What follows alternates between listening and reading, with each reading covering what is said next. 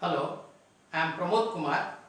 Today we will study macroeconomics, money and banking, and in that we will study the supply of money, legal definition, narrow and broad money, and money creation by the banking system. So, in a modern economy, money consists mainly of currency notes and coins, right? These are issued by the monetary authority. In India, monetary authority is Reserve Bank of India, which issues currency notes, and coins are issued by the government of India, right? So, uh, there is a word in banking, demand deposits, currency notes and coins. They are money, and our deposits with commercial banks in savings bank and current accounts are also money, and they are called demand deposits because savings bank and current account holders can withdraw their money on demand. Banks have to honor their demand. They are called demand deposits, DD. Another is time deposit. Suppose I keep some deposit for 90 days, 6 months, 1 year, 2 years for a fixed maturity, that is called fixed deposits or time deposits, right?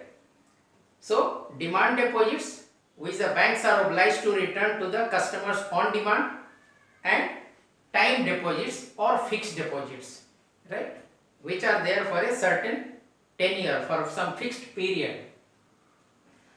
So, suppose I am having 100 rupee note. So, that note of 100 rupees may not have intrinsic value of 100 rupees. But even then, when I take that piece of paper, 100 rupees, and go to the shop, shopkeeper gives me goods worth rupees 100. Why does it happen like this? That rupee, that currency note of 100 rupees doesn't have intrinsic value of 100 rupees in all probability, right? Even then the shopkeeper gives me goods for rupees 100 because the issuer of that currency note guarantees that the holder will get value of rupees 100 against that 100 rupee currency note. So, this currency and the coins, currency issued by Reserve Bank of India and coins issued by the government of India, are called fiat money. Fiat money. They don't have intrinsic value as per their face value, but they carry the guarantee by the issuer. So they are called fiat money. Whereas gold, silver and other things, they have got that intrinsic value. Suppose this pen is made of gold. It means this pen contains gold of rupees 100. This is made of silver. So it means it contains silver worth rupees 100. But that is not case with the currency note or coins, right? So this gold and silver, they are having intrinsic values, but currency note and the coins issued by the government and the monetary authority don't carry that intrinsic value. They carry that guarantee, signature of the issuing authority, that they guarantee to pay this much rupees, right? So fiat money, which doesn't have intrinsic value like currency notes and coins, right? Now another term is legal tender. What is legal tender? Currency notes issued by RBI, coins issued by Government of India are called legal tender because they cannot be refused. Suppose I am going with currency notes and coins to a shop for buying milk. The shopkeeper cannot refuse. That is called legal tender. The shopkeeper has to accept it. Otherwise, he will be violating the rules of the government, right? Now, the question comes. What is the question? Suppose I have got some deposits in my savings bank and current account, and I issue a check to you for 100 rupees or 1000 rupees. You deposit your check in your account, and that comes to my bank for clearance. I may refuse to pay that instrument. So, balances in the savings bank account and current account are not legal tender, but currency notes and coins issued by the government and the Reserve Bank of India are legal tender, right? Then now we go to legal definitions. Narrow and broad money. What is narrow and broad money? Reserve Bank of India supplies money to the market, right? So there are measures M1, M2, M3, M4. These are the measures showing supply of money by the Reserve Bank of India into the financial system, right? And it goes in the declining degree of liquidity. M1 is the most liquid, less liquid is M2, further less liquid is M3, and least liquid is M4. These two, M1 and M2, are called narrow money, and these two are called broad money, right? Now, what is M1? M1 is currency plus demand deposits, right? Currency notes held by the public, me, you, and everybody holding currency notes in the economy, that is called CU, currency notes. CU plus DD, right, is M1, currency notes held by public, and net demand deposits held by commercial banks. So now, demand deposit we have seen. What is net demand deposit? See, suppose one commercial bank is having deposits with another commercial bank of 100 crores and another 50 crores with another commercial bank, right? One commercial bank is having 100 crores with another commercial bank and 50 crores with still another commercial bank. So, these deposits of one bank with the other are not considered. That is called net demand deposit held by commercial banks. Demand deposits, total demand deposits minus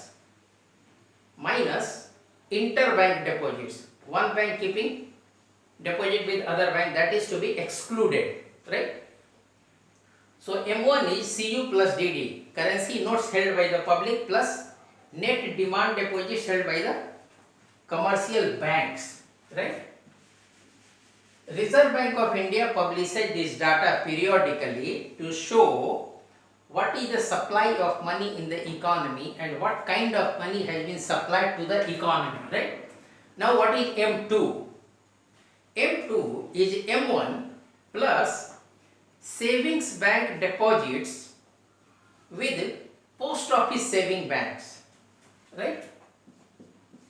M1 plus saving bank deposit with post office, right? M2 is M1 CU plus DD plus savings bank deposit with post office saving banks, right? Now we come to M3. What is M3? M3 is M1 plus M1 means CU, currency plus net demand deposits maintained with commercial banks. M3 is M1 plus net time deposit of commercial banks, right? Net time deposit of commercial banks, right? Time deposit means fixed deposit. And once again net means if one bank is keeping with other bank, that is to be excluded. Then we arrive at net. right? Then M4. What is M4? M1, M2, M3, M4. M4 is M3 means M1 plus net time deposits of commercial banks plus total deposits with post office savings organizations, right? M3 plus total deposits, M3 plus total deposits with savings bank, with post office savings bank organizations excluding national savings certificates, right? So that's M1, M2, M3, M4. Supply of money to the economy by the Reserve Bank of India. M1, M2 are called narrow money, M3, M4 are called broad money, and this is as per the liquidity. M1 is the most liquid, M2 is less liquid, M3 is further less liquid, and M4 is least liquid of all the four. And M3 is the most common measure, most commonly used measure of money, right? M3 is the most commonly used measure of money, M3. M1 plus net time deposits of commercial banks, right? So this we are knowing about the supply of money, Reserve Bank of India and Government of India supplying money to the economy. Now we go to the most interesting part, right? The third one, money creation by the banking system. Money creation by the banking system. What is that? See, money is supply is controlled, monitored, regulated, supervised by the Reserve Bank of India in the Indian economy, right? So, how money is created by the banking system? I will tell you with a very easy example. Let us take this. Suppose Reserve Bank of India buys a security from the market, right? Reserve Bank of India buys, it means it has to pay.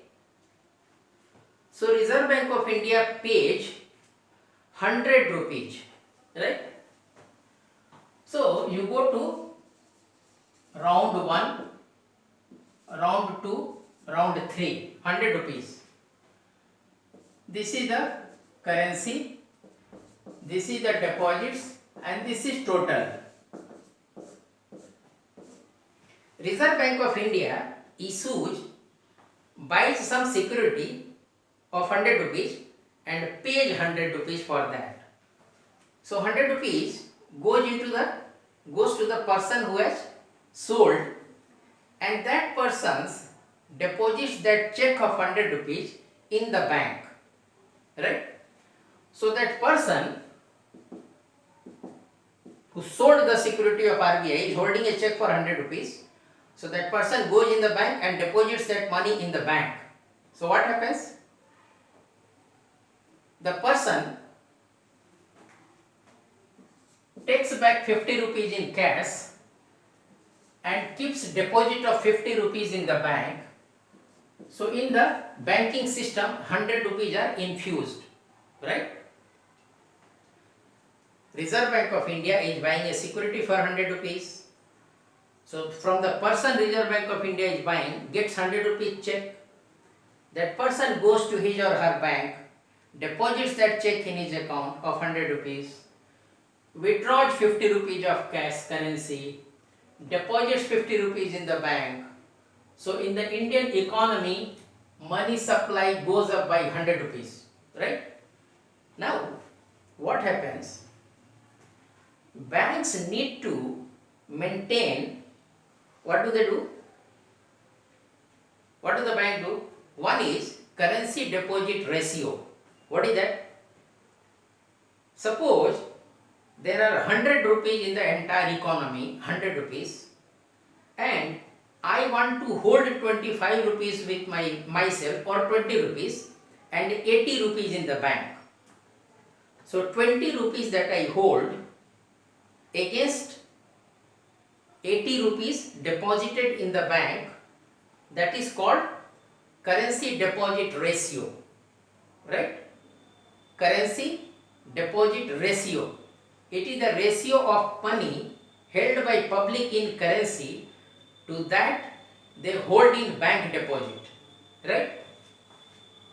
Currency deposit ratio is equal to CD CU upon CD, right? CU upon DD, not CD. Nothing is like CD, right? Currency deposit ratio, it shows the preference of the customer for liquidity, right? Suppose currency deposit ratio, the ratio of currency held by the public to the deposits held in the bank by the public, that is the ratio. So suppose 20 rupees are kept by the public in currency, out of 100, 80 rupees is deposited, right? So CDR is 20 upon, what is the total deposit in the bank? CU upon DD. What is DD? What is DD? DD is demand deposits deposited in the bank, right? So the ratio comes to 0.2, right? CDR is 0.2, okay? During festival seasons, it goes up because people take back cash and keep it for spending during festival season, right? So now another is reserve deposit ratio, RDR, right? Banks want, Reserve Bank of India wants banks to have safe cushion.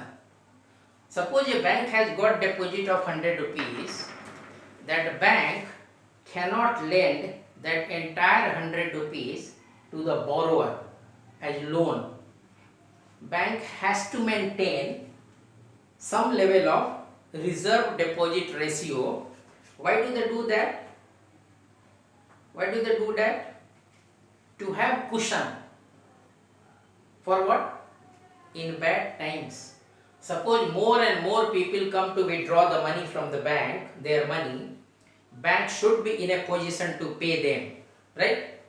So reserve deposit ratio is a proportion of total deposits commercial banks keep as reserves. Suppose I am a bank, I am having a deposit of 1 crore rupees total deposits. So I may be required by the Reserve Bank of India to keep 10 lakhs as reserve deposit ratio, right?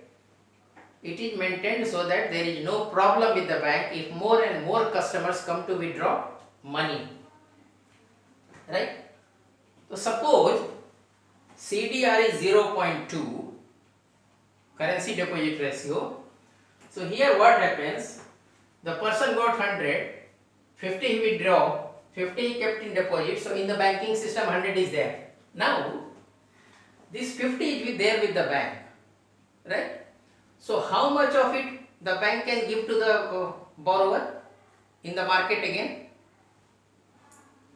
CDR is 0.2. So 50 minus 0.2 of 50 ratio, 10 rupees. So this bank can further lend 40 rupees, right? So 40 rupees the next person gets. So he or she keeps 20 here, 20 here, it becomes 40, right? So in third round, this bank has got 20. So further, this bank can lend this money for other purposes. How much? 20 minus its ratio of 0.2. So 4 rupees will go 16. So out of 16, this customer is having 8 here and 8 here, 16.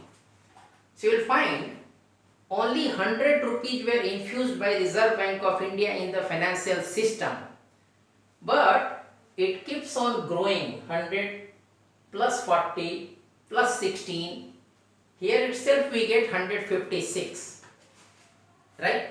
So if you keep on calculating it, you will come to 5h upon 3. What is that h? Now h is high powered money. High powered money introduced by the Reserve Bank of India into the banking system, financial system, right? So even if the Reserve Bank of India has infused 100, the supply of money in the economy has gone up by more than 100. So M upon H. So money introduced by Reserve Bank of India in the banking system is 100, but this is even more than 150, right?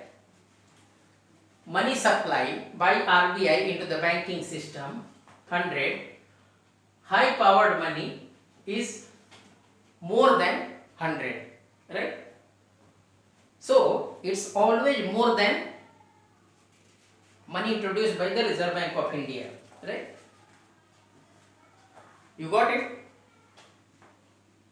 Reserve Bank of India buys 100 rupees security from the market, gives a check of 100 rupees to the seller. That person goes to his bank or her bank, deposits that check in his account, withdraw 50 rupees by cash, deposits 50 rupees, so total supply of money in the economy is 100. Next time, out of this 50 deposited with the bank, since currency deposit ratio is 0.2, out of 50, 10 bank keeps, 40 lends. So out of 40, 20 here, 20 here, it is total 40. Next round, bank is having 20 rupees to lend. So bank needs to maintain that 0.2 ratio of this 4 rupees. So 16 rupees are 8 plus 8, 16, and the total goes much more than the money that was introduced by Reserve Bank of India into the system, right? Now, how does the bank control, manage, regulate supply of money into the banking system? What bank says, Reserve Bank of India tells banks to maintain a portion of their fraction of their deposits with Reserve Bank of India. Suppose I am a bank, I have got total deposits of 100 rupees. I cannot lend all that 100 rupees in the market. One tool is for better reserve deposit ratio. What is the reserve deposit ratio? We have discussed. Reserve deposit ratio is a proportion of total deposits commercial banks keep as reserves. It is mandated by the RBI so that banks have a cushion for in times of need. They may fall back upon, right? So, if any bank's RDR goes down, then that bank goes to the Reserve Bank of India for borrowing. And Reserve Bank of India lends to that bank at high interest rate. So since rate of interest is high, for borrowing at bank rate from Reserve Bank of India, banks are encouraged by Reserve Bank of India to maintain a healthy RDR, reserve deposit ratio, so that they don't have to borrow from Reserve Bank of India at a very high rate of interest, right? Then there is one cash reserve ratio, right? Banks are mandated by Reserve Bank of India, the regulatory authority, to keep a fraction of their commercial bank's deposit with RBI.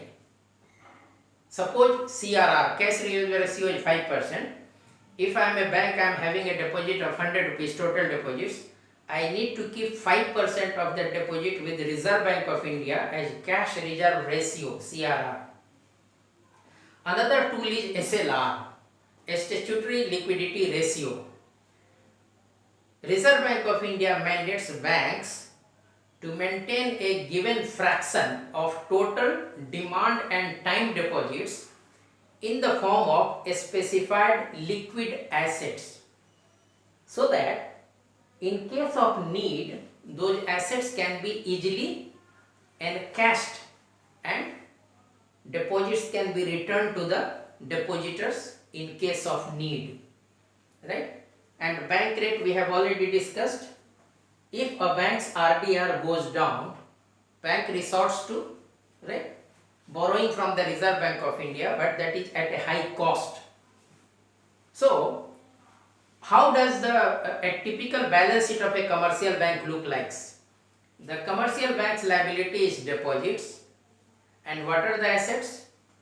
Assets are vault cash, deposit with RBI, and bank credit if the commercial bank has given loans or invested in some security.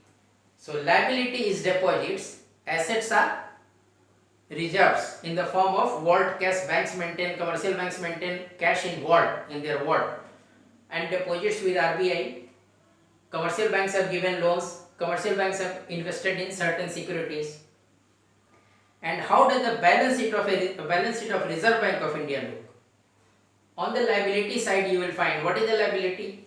Currency with public. Whatever currency we are having, I am having, you are having, others are having, that is a liability of RBI, because if I go and give it to RBI, RBI needs to give me equal purchasing power, right? Second is vault cash held by commercial banks, liability.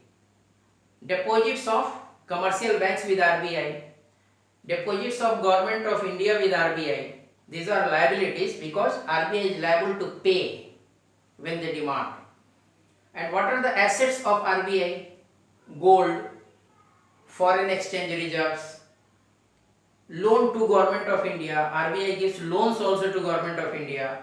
RBI also gives loans to commercial banks, right? So that is a typical balance sheet of a. So once again, typical balance sheet of a commercial bank: liability are deposits, assets are vault cash, deposit with RBI, loans that the commercial bank would have given, investment that the commercial bank would have made in securities. And a typical RBI balance sheet, very simple. What is the liability? Liability is currency lying with public, vault cash held by commercial banks, deposits of commercial banks, deposits of Government of India. All these things RBI need to return when they ask. That's why liability. And what is the asset with RBI? Gold, foreign exchange, loans to government, loans to commercial banks. It's as simple as that, right? So what did we study? The supply of money, M1, M2, M3, M4. They are as per the reducing liquidity. M1 is the most liquid, M2 is the slightly less liquid, M3 further less liquid, M4 least liquid. M1, M2 are called narrow money, M3, M4 are called broad money. Then we have studied money creation by the banks. This we have seen. RBI had paid only 100 rupees, infused 100 rupees in the economy, but it became far more than 100 rupees. This is the money supplied by RBI 100, but high powered money becomes more than 100, right? High powered money becomes more than 100. So, right? High powered money becomes more than 100. And only thing is here that as you go ahead, this amount becomes smaller, and after a few rounds it becomes almost negligible. It doesn't matter much, right? And M upon H. Then we have seen cash deposit ratio, currency deposit ratio, right? We have seen reserve deposit ratio, right? And currency deposit ratio is ratio of money held by public in cash, in currency, to that they hold in bank deposits. CDR is equal to CU upon DD, right? DD, demand deposits, right? Reserve deposit ratio, RBI mandates that commercial banks should maintain reserves as cushion, right? So I hope you found it easy to understand. In case of any difficulty, you may please approach me on my email ID, which will be there at the thumbnail to the video. Right? Thank you very much.